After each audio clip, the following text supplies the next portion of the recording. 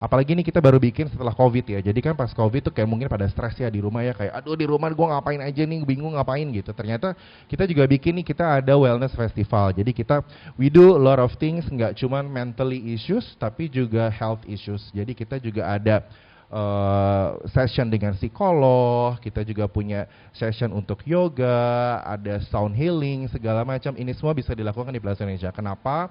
Karena balik lagi, kita pengen Plaza Indonesia itu menjadi one stop places di mana orang itu bisa participate, bisa kolaborasi, bisa berekspresi ataupun melakukan segala sesuatunya di satu tempat, yaitu di Plaza Indonesia. Halo, halo, halo, halo, selamat siang semuanya. Semoga belum ngantuk ya.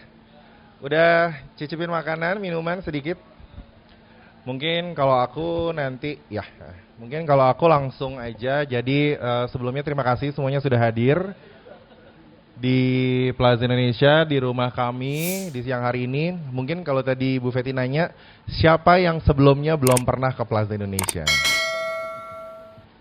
Nah, 1000, 2000, 3000 gitu. Jadi mungkin karena ada event ini, sekarang sudah bisa datang ke Plaza Indonesia, kira-kira sudah bisa tahu Plaza Indonesia itu kayak apa sih, Plaza Indonesia itu seperti apa gitu. Nah mungkin aku bisa sedikit share kira-kira Plaza Indonesia itu kedepannya akan seperti apa, saat ini seperti apa, dalam hal supaya menyangkut dengan tema kita kali ini sebagai ruang ketiga. Mungkin tadi udah sedikit di-share kalau Plaza Indonesia itu berdiri di tanggal 1 Maret tahun 90. Resmi beroperasi bagian dari PT Plaza Indonesia Realty Tbk yang terdiri dari kurang lebih ada 400 tenant, 300 lebih dari tenant retail dan 90 tenant F&B. Jadi mungkin nanti setelah selesai acara ini mungkin bisa turun ke bawah, bisa lihat-lihat kira-kira ada apa aja sih di Plaza Indonesia gitu. Bisa ngapain aja sih di Plaza Indonesia gitu. Kalau mau pacaran di mana sih di Plaza Indonesia gitu. Intinya kalau aku udah explore sama tim aku kemarin, kira-kira ada beberapa key point utama kenapa Plaza Indonesia itu ingin menjadi atau memang menjadi ruang lingkup ketiga selain rumah dan perkantoran ataupun sekolah.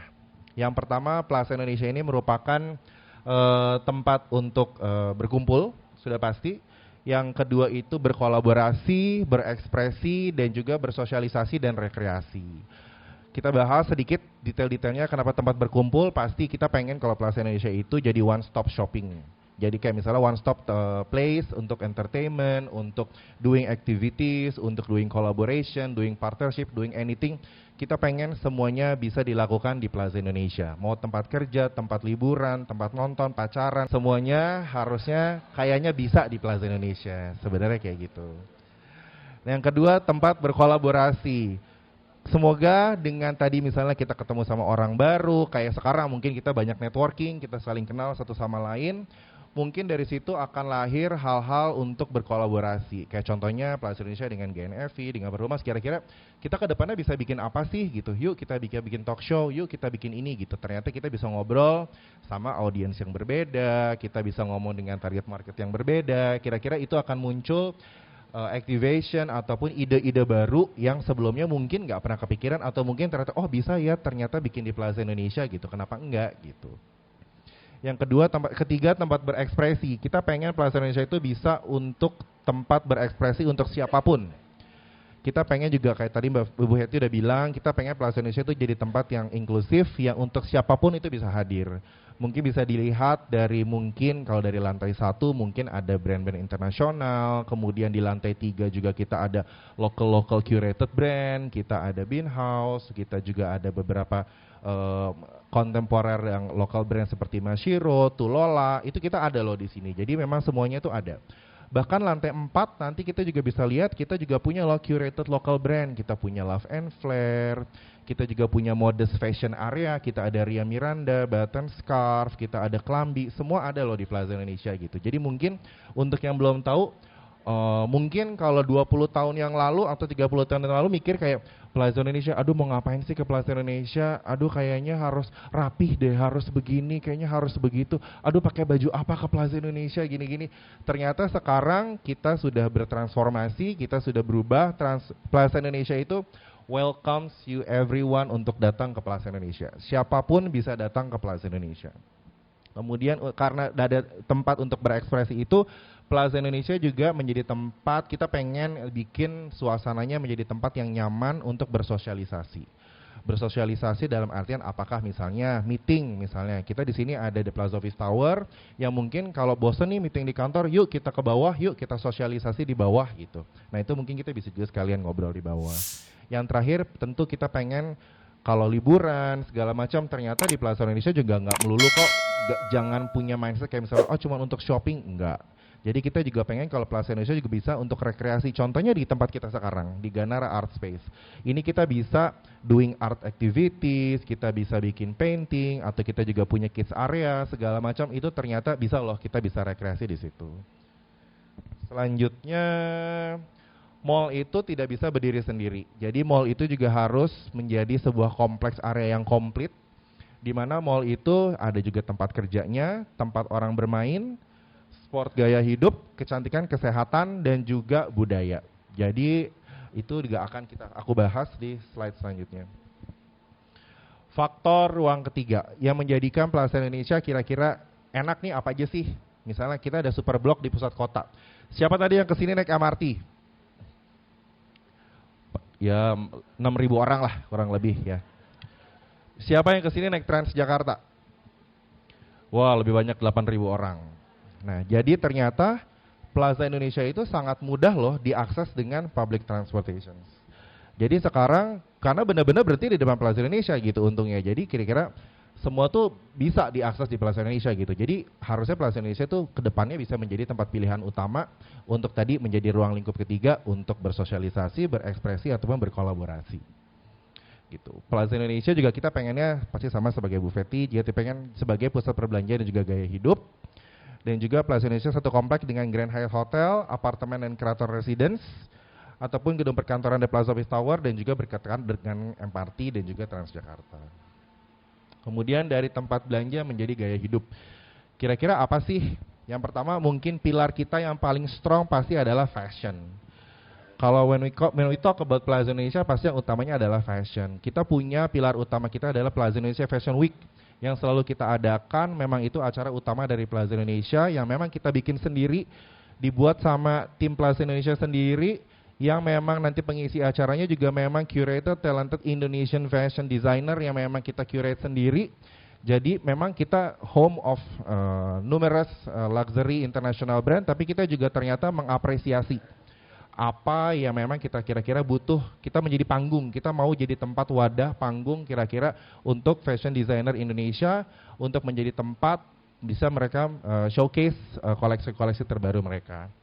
Di sini kita bisa lihat misalnya ada Love and Flare, local brand, kita ada Mashiro yang kita kolaborasikan dengan Iwan Tirta. Siapa sih yang kepikiran ternyata Iwan Tirta batik tradisional yang sangat bagus, ternyata kalau di-collab dengan Mashiro dengan local brand juga yang ternyata contemporary design yang simple, clean, itu ternyata bisa menghasilkan sesuatu karya yang baru. Dan itu ada di Plaza Indonesia Fashion Week. Kemudian juga Lekat, ada Ikat Plaza Indonesia, yang datang juga ternyata sangat apresiasi dengan apa yang kita punya. Datang juga dengan fashion, tapi juga pakai batik, kita juga pakai barang-barang lokal gitu. Kemudian ada juga Kids Fashion Week, dan juga kita juga ada Modest Fashion Week. Jadi kita juga punya satu hari khusus kita dedikasikan untuk modest fashion. Jadi ada Ria Miranda untuk kelambi dan juga untuk button scarf. Kemudian kita selanjutnya ada wellness. Kita punya wellness festival di mana kira-kira Plaza Indonesia is not all about fashion dan juga shopping. Jadi kalau di Plaza Indonesia itu kita pengen, apalagi ini kita baru bikin setelah COVID ya. Jadi kan pas COVID tuh kayak mungkin pada stres ya di rumah ya, kayak aduh di rumah gue ngapain aja nih, bingung ngapain gitu. Ternyata kita juga bikin nih, kita ada wellness festival. Jadi kita we do a lot of things, nggak cuman mentally issues tapi juga health issues. Jadi kita juga ada session dengan psikolog, kita juga punya session untuk yoga, ada sound healing, segala macam. Ini semua bisa dilakukan di Plaza Indonesia. Kenapa? Karena balik lagi, kita pengen Plaza Indonesia itu menjadi one stop places di mana orang itu bisa participate, bisa kolaborasi, bisa berekspresi, ataupun melakukan segala sesuatunya di satu tempat, yaitu di Plaza Indonesia. Kemudian film. Siapa yang udah pernah datang ke premiere screening di Plaza Indonesia? Wow, ternyata lebih banyak. Ya, terima kasih kalau udah pernah datang. Ya, mungkin kalau udah pernah datang berarti udah tahu kurang lebih kita selalu appreciate sama semua karya Indonesia. Jadi nggak cuma fashion, nggak cuma wellness, kita juga mensupport local talent yang berhubungan dengan dunia film. Semuanya kita bikin, kita support untuk melakukan premiere screening yang ada di sini karena kita pengen film-film Indonesia juga disupport sama Plaza Indonesia. Kemudian music. Kita juga ada beberapa banyak artis muda, artis lama yang sudah diva maupun yang sudah baru, yang baru mau launching album, semuanya kita support ada bisa di Plaza Indonesia. Kita ada Rosa, kita ada Barsena, Maudy Ayunda. Dia kemarin abis mau launching album itu kita ada di sini. Semuanya itu bisa kita bikin di sini. Jadi kalau mau tahu detail lebih lanjutnya, selalu cek dari Instagramnya Plaza Indonesia untuk semua event, untuk semua activities, promos dan program yang ada di Plaza Indonesia. Kreatif, kita juga biasanya on yearly basis kita punya Plaza Indonesia Next Gen Festival. Kenapa kita bikin Next Gen Festival? Pertama, kita sudah bikin fashion untuk targeting orang-orang yang memang interest dengan dunia fashion. Film untuk dunia insan perfilman. Wellness untuk mereka yang sangat bukan khawatir ya, mereka yang sangat peduli dengan kesehatan pribadi maupun mental issues. Yang ketiga, kita juga punya creative art, kita juga ngobrol sama para influencer, kita ngomong sama yang punya local brand di sini dengan business ownernya, kira-kira when it comes to entrepreneurship, mereka apa sih yang bisa di-sharing gitu. Kalau dengan influencer gimana sih, apa sih yang mereka bisa sharing, kira-kira mungkin ada yang pengen jadi influencer, ada yang pengen jadi entrepreneur, itu semuanya bisa di-share di sini. Semuanya bisa didapatkan di event kita di Plaza Indonesia Next Gen Festival. Nggak terlepas dari yang namanya collaborations. Mungkin tadi Mas Boy pernah ngomong dulu di sini, Mas Dodi juga pernah ngomong dulu di sini pernah ada tuh exhibitions yang laut gitu, yang sampah-sampah gitu. Yes, kita pernah bikin dengan Sejauh Mata Memandang, kita kolaborasi. Itu yang di bawah kanan ini adalah Laut Kita Exhibition kolaborasi dengan Sejauh Mata Memandang. Itu bagaimana cara pengolahan sampah plastik yang ada di laut. Itu kita jelaskan bagaimana journey-nya, kita bikin activations, kita bikin display segala macam. Kemudian kita juga support dengan Pink Days. Kita bikin kayak ada acara Pink Walk, kita bikin dengan ibu-ibu cancer survivor, itu kita bikin banyak activity. Sebenarnya yang mau aku showcase dari sini, selain experience itu adalah intinya di Plaza Indonesia itu kita bisa bikin berbagai macam activities, mulai dari fashion, film, all the way sampai experiences. Karena kita pengen kalau mereka datang ke Plaza Indonesia itu tidak hanya buang-buang uang dalam tanda kutip, tapi juga ternyata experience apa sih yang mereka bisa dapetin selain mereka datang ke Plaza Indonesia. Apakah setelah pulang dari Plaza Indonesia mereka bisa mendapatkan hal-hal baru yang, oh ternyata kalau gue datang ke Plaza Indonesia gue dapetin ilmu baru nih. Oh gue dapetin knowledge baru nih, oh gue ternyata lebih happy, oh ternyata karena di Plaza Indonesia lagi ada ini, lagi ada itu. Itu semua bisa didapatkan di Plaza Indonesia. Mungkin ini juga mungkin di mall-mall lain juga ada, kita pasti pengen bikin dekor untuk event-event besar seperti Christmas, seperti Ramadan. Kita pengen bikin yang bagus banget, kita bikin semuanya Instagramable banget, kita mau pengen bikinnya yang semegah mungkin, sebagus mungkin, karena itu pasti yang akan menarik pengunjung untuk datang, untuk foto-foto, untuk menikmati, dan untuk just simple as share ke sosial media mereka. Kita juga ada experience juga, tenant experience. Nah sebenarnya kalau dari tenant experience ini aku bisa mention, kita juga ada art exhibitions, kita juga ada open space kitchen, kita juga ada coffee takeover bar, kita juga kolaborasi sama pemenang juara 1 dunia untuk bar coffee yang ada di Indonesia, Michael Jasin. Kemudian kita juga ada macam-macam. Kemudian kalau berapa menit lagi Pak Dadi kira-kira? Oke, 2 menit lagi. Aku ngebut aja langsung. Strategi mendekatkan brand ke customer, kita ada 10 key utama. Yang pertama pasti membangun cerita brand yang inspirasi dan relevan, membuat program loyalitas pelanggan, menggunakan analisis data untuk mengenai perilaku dan kepuasan pelanggan. Dari 3 key points utama ini, yang pertama, kita harus bisa storytelling yang sesuai dan relevan dengan audiens kita. Intinya itu. Apapun yang mau kita komunikasikan harus tetap relevan dengan audiens kita. Dimanapun kita mau menyampaikan itu, apakah di media sosial, ataukah di media printing, ataupun di media yang lainnya. Itu semua harus relevan. Kita mau ngomong sesuatu di Instagram dan di TikTok, itu pasti beda. Karena audiensnya beda, dan kita bikin dengan konten yang berbeda.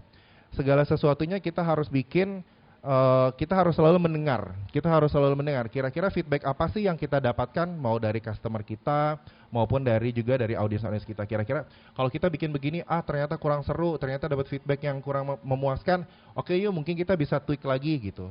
Itu yang selalu kita akan lakukan di Plaza Indonesia. We always listen our audience, our customers. Jadi kita pengen semuanya itu kita bisa meng-cater to have the best experience when it comes to Plaza Indonesia, physically ataupun digitally. Kemudian ada program and activities, ini kita banyak banget. Mulai dari dining, mulai dari sports, itu semuanya kita ada di Plaza Indonesia. Mungkin untuk lebih detailnya nanti bisa dicek di Instagram kita untuk activities dan semua programnya. Gitu. Mungkin udah balik lagi closing dari aku. Balik lagi sesuai dengan tagline kita Plaza Indonesia, It's Where I Want to Be. Dengan It's Where I Want to Be, kita mengharapkan kalau Plaza Indonesia bisa menjadi ruang ketiga, karena di Plaza Indonesia ini kita bisa datang, kita bisa berekspresi, kita bisa berkolaborasi, dan kita bisa melakukan segala sesuatu yang di Plaza Indonesia. Plaza Indonesia, It's Where I Want to Be. Terima kasih semuanya.